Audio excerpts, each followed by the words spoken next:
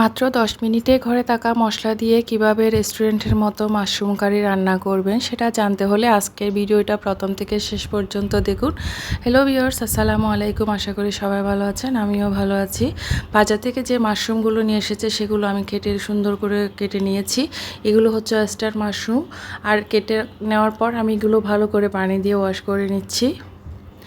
এই মাশরুমগুলো রান্না করার আগে আমি একটু বয়েল করে নিব, যাতে ওই মাশরুমগুলো রান্নার পরে একদম শক্ত হয়ে না যায়। বয়েল করে রান্না করা হলে মাশরুমটা নরম থাকে, সফট থাকে, যেটা খেতে খুবই ভালো লাগে।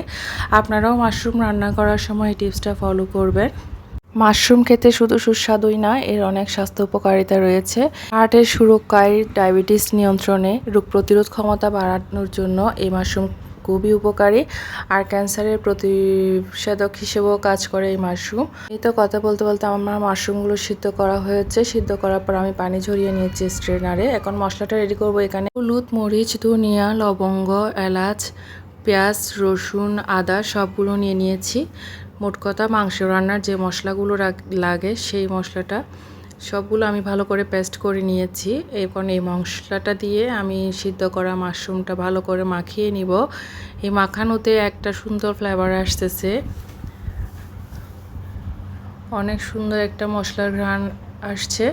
আপনারা এই মশলাটা এভাবে মেখেও মাশরুমটা রান্না করতে পারেন, আবার মশলাটা তেলের মধ্যে ভালো করে কষিয়ে তারপরও রান্না করতে পারেন। আমার কাছে এই মেখে রান্না করার ফ্লেভারটা ভালো লাগে, সেজন্য আমি মাশরুমের সাথে মশলাটা মেখে নিয়ে তেল গরম করে তার মধ্যে তেজপাতা দিয়ে তেলটা গরম যখন হয়ে গিয়েছে তার মধ্যে মেখে নেওয়া মাশরুমগুলো দিয়ে দিয়েছি।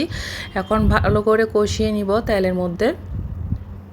তেলের মধ্যে কষানোর সময় সুন্দর একটা ফ্লেভার আসছে, গরুর মগজ যেভাবে রান্না করা হয় সেরকম। মাশরুম রান্নার ফ্লেভারটা সেই ছোটোবেলায় যে মাশরুম খেতাম সেই ফ্লেভারটার কথা মনে করিয়ে দিল।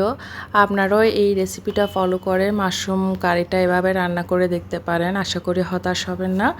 এই তো আমার মাশরুমটা ভালো করে কষানো হয়ে গেলে আমি এর অন্য পাশে একটু গরম পানি দিয়ে রেখেছি, যেটা মশলা মেখে রেখেছিলাম, সেগুলো দিয়ে আমি মাশরুমটা ভালো করে রান্না করে নিব। আপনারা সব সময় চাষের মাশরুমটা খাওয়ার চেষ্টা করবেন, কারণ প্রাকৃতিক বনো যে মাশরুমগুলো আছে সেগুলো বেশিরভাগ ক্ষেত্রে বিষাক্ত হয়, সেজন্য। আর এগুলো স্টার মাশরুম, এই মাশরুমটা চাষের হওয়াতে নিরাপদ আছে। আর একটু বয়েল করে নিলে তাহলে আর কোনো ভয় নেই। এই তো আমার মাশরুম রান্না হয়ে গেছে। তেল উপরে বেশি উঠলে মনে করবেন মাশরুম কারিটা রান্না হয়ে গেছে। এই পর্যায়ে আপনারা চাইলে একটু জিরার গুঁড়ো ছিটিয়ে দিয়ে আপনারা নামিয়ে মাশরুমটা পরিবেশন করতে পারেন। আমার কাছে রান্নার এই ফ্লেভারটা খুবই ভালো লাগছে, সেজন্য আমি আর কোনো কিছু অ্যাড করিনি। এখন গরম ভাতের সাথে আমি এই মাশরুমটার সার্ভ করব। প্রথম থেকে ভিডিওটা যদি ভালো লেগে থাকে তাহলে লাইক, কমেন্ট, শেয়ার করে দিবেন, অন্যকেও জানার সুযোগ করে দিবেন। আর এরকম রেসিপি পেতে আমার চ্যানেলটা সাবস্ক্রাইব করবেন। আশা করি হতাশ হবেন না। এই তো গরম ভাতের সাথে আমি মাশরুম নিয়ে নিয়েছি। ফ্লেভারটা কী যে ভালো হয়েছে, আপনারা যদি একবার রান্না করে না খান তাহলে বুঝবেন না।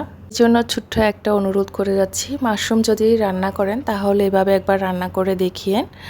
আর কীরকম হয়েছে কমেন্টে অবশ্যই আমাকে জানাবেন। সবাই ভালো থাকবেন, সুস্থ থাকবেন।